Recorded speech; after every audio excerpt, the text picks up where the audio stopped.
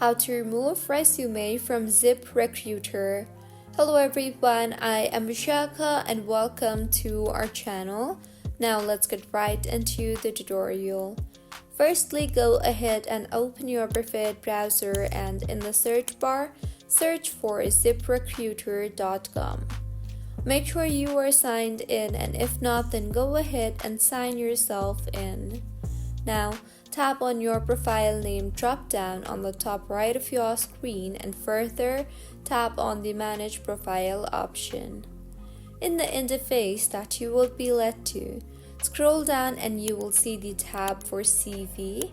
Tap on the Remove button you see there and further scroll down to the bottom until you see the Update Profile button in order to save the changes that you just made, and with this, your resume will be removed successfully.